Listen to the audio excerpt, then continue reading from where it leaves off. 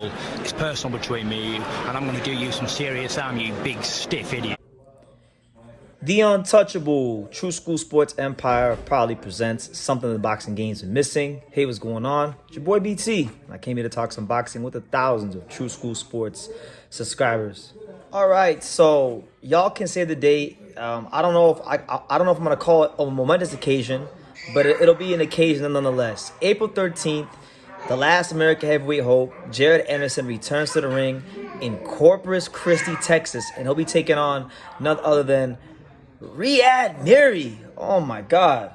You know, I just got back in. I just went into a back and forth with Jared Anderson on Twitter about a month ago about the fact that I thought he was going to fight Ajagba Cabello next.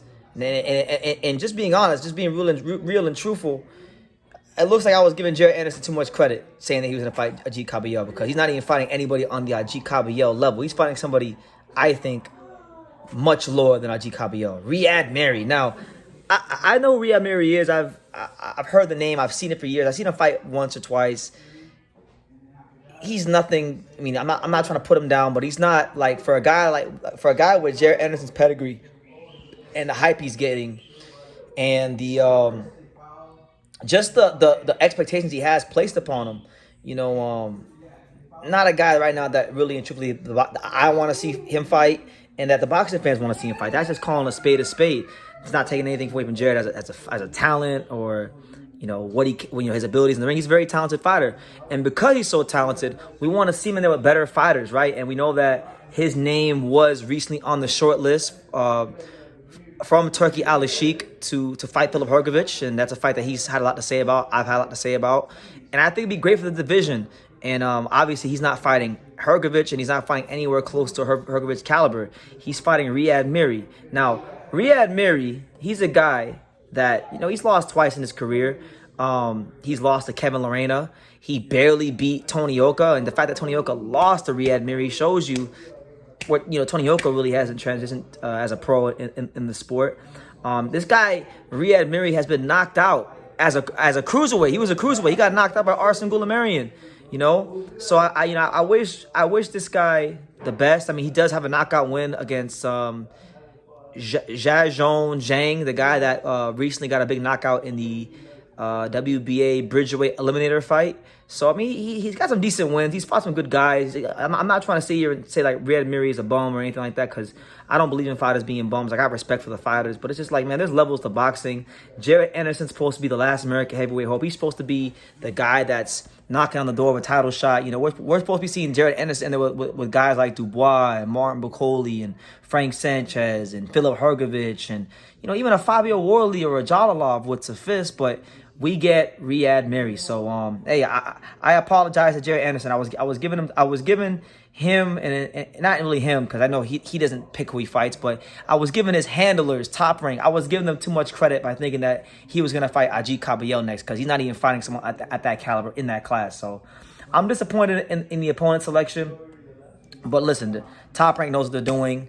I'm sure they got a good plan. But as a boxing fan, I really don't care about, like, Jared fighting Ryad Merhy. It's a straight cherry pick, if I'm just being honest. And I don't like using that word, because I feel like boxing fans do that whenever they see a fighter get matched up with somebody that they're not that familiar with. But I know boxing, and I know the heavyweight division, and I know that Ryad Merhy is not no top 10, not no top 15, not no top 20 caliber heavyweight. And Jared Anderson is a top 15, top 20 caliber heavyweight. And he should be fighting guys top 15, top 20 caliber heavyweight. So it is what it is there. But that ain't the only fight on the card. It ain't all bad. It won't be just all cherry picks in Corpus Christi that day. Same day, same card, April 13th.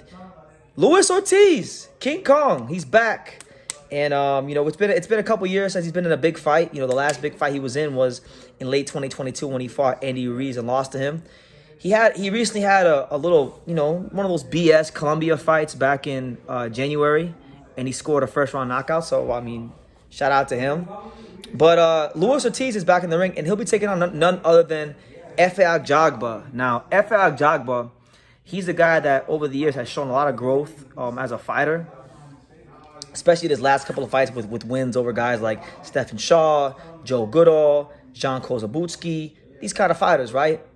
He's on a 4-fight winning streak since he lost to Frank Sanchez, but I kind of feel like This is definitely the biggest test for him since the Frank Sanchez fight, because Frank Sanchez has that Cuban style.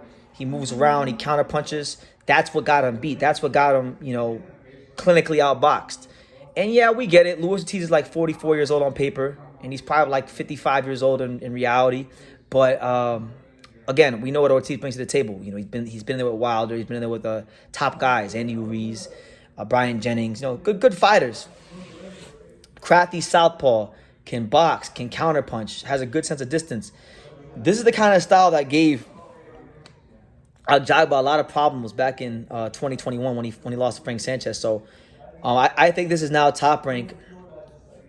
They're throwing him in there. They're throwing him in the deep end a bit just to see, like, hey, can you deal with this style? Can you beat a guy with a name? Can you look good against a guy that's older up there in age and has seen better days, has been the most active? Can you really come out here and make a statement to the heavyweight division that, hey, Efe Ajagba is here and he's here to stay and he's here to make some noise and he's here to be a factor, Good fight. That to me, in my mind, that's the real main event, because Jared Anderson versus Ryad Merhy is a straight cherry pick.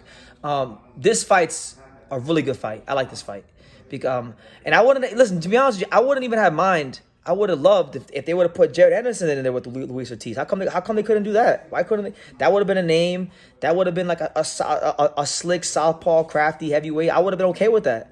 But for Ajagba, a good test and a chance to really make a statement. And for Ortiz, I mean, look, Ortiz gets a chance. He's a PBC fighter now. He's fighting on Top Rank, so you can tell. I'm starting to question how much money PBC really has, because Ortiz is fighting on Top Rank. Wilder fought in Saudi. Stephen Fulton recently said that he would love to fight in Saudi. So it's like, what's going on here? What's going on? But yeah, good fight, solid card. Disappointed with the Jared Anderson matchmaking. I know that's not Jared's choice. He just fights the fights. But I think Top Rank's babying him a little bit, and I think he should be fighting, some better competition than a guy like Ryad Merhy. No disrespect to Ryad Merhy. Best wishes to him. Respecting his boxing journey. May he go out there and fight the best. And look, Jared Anderson still has to win the fight. He still has to go out there, and he can't overlook Ryad Merhy. It's boxing. You win the fight in front of you. Every fight plays a major key into a fighter's legacy. And, yeah, looking forward to seeing what Jared brings to the table. I'm hoping at the minimum, right? And I know these fighters watch these videos sometimes, so hopefully he's still watching if you are watching, Jared. I'm hoping at the minimum, Jared, you go out there and make a statement. Like, don't go out there and box for 10 rounds. You better knock this dude out, and it better be. It needs to be sensational, and it needs to be the kind of performance that gets people talking about this young, talented heavyweight from Toledo, Ohio. So I'm gonna leave it at that. Y'all can let me know what you think in the comments down below about this April 13th card. What do you guys think of Ryad Merhy as Jared Anderson's next opponent, and what kind of chance do you give Luis Ortiz in the Efe Ajagba fight? Leave your comments down below. Make sure you guys take the time to subscribe. And like I say in every single one of these videos, you can love me or you can hate me, but I'm just a kid from Dania. So until next time, take care, guys. Thank you for watching another video on the untouchable True School Sports Empire. For more great boxing content just like this video, click right here and make sure to subscribe. Much love from sunny South Florida.